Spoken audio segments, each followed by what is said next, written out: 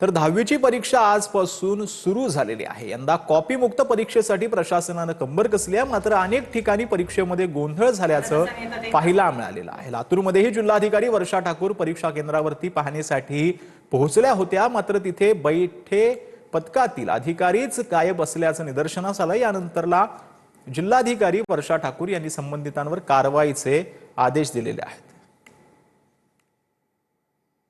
तर धुळ्याच्या पिंपळनेरमधील लग्न सोहळ्यामधील तिहेरी हत्याकांड प्रकरण समोर आलेलं होतं। वरपक्षातील लोकांनी चिथावणीखोर स्टेटस ठेवल्यानं हा वाद झाला। वधू पक्षातील लोकांनी स्टेटसचा जाब विचारल्यानं वाद चिघळला। वराकडील लोकांनी केलेल्या हल्ल्यामध्ये वधूकडील 3 जणांचा मृत्यू झालाय, तर 2 जण जखमी झालेले आहेत।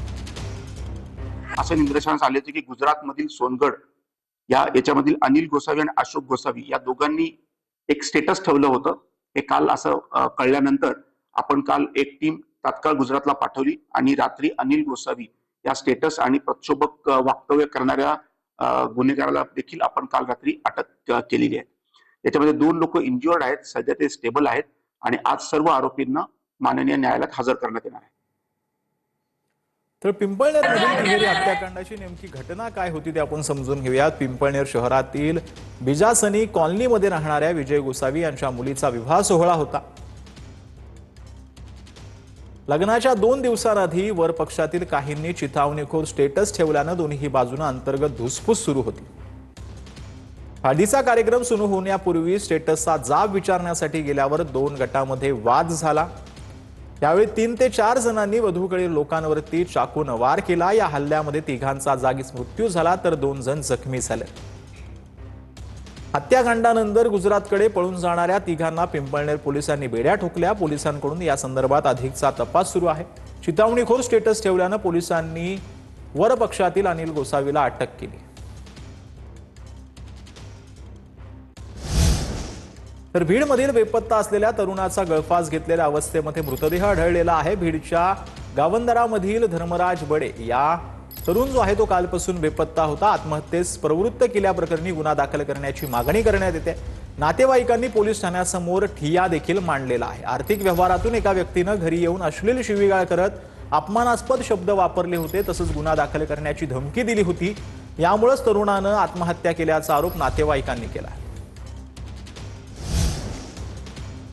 तर कल्याण पश्चिम रेल्वे स्थानक परिसरामध्ये फेरीवाल्यांचा गोंधळ झालाय। स्टॉल लावण्याच्या वादातून फेरीवाल्यांच्या 2 गटात वाद झालेला आहे। फेरीवाल्यांच्या हाणामारीमुळे तब्बल अर्धा ते 1 तास वाहतूक कोंडी झालेली होती। फेरीवाल्यांमधला वाद मिटला, पण फेरीवाल्यांवर कारवाई कधी होणार असा सवाल नागरिकांकडून उपस्थित करण्यात येतो।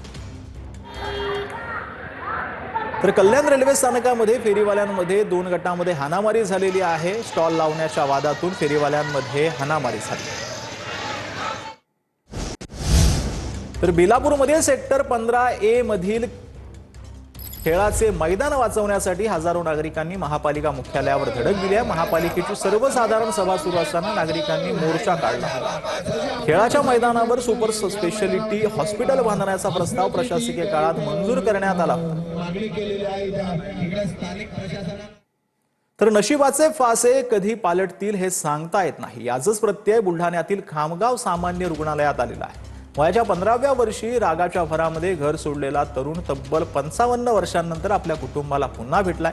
घरातून निघून गेलेला हा व्यक्ती केरळमध्ये राहत होता, मात्र स्वतःच्या माणसांची ओढ लागल्यानं तो घराच्या शोधात निघाला होता। आपले नातेवाईक भेटणार नाही या विवंचनेत त्यानं नांदुरा रेल्वे स्टेशनजवळ रेल्वेतून उडी मारली। मात्र रुग्णालयात शुद्धीवर आल्यावर रमेश अवचार या कर्मचाऱ्यानं त्या व्यक्तीची विचारपूस केली असता नातेवाईकांचा फोन नंबर मिळून त्या व्यक्तीची कुटुंबासोबत भेट घडून आली।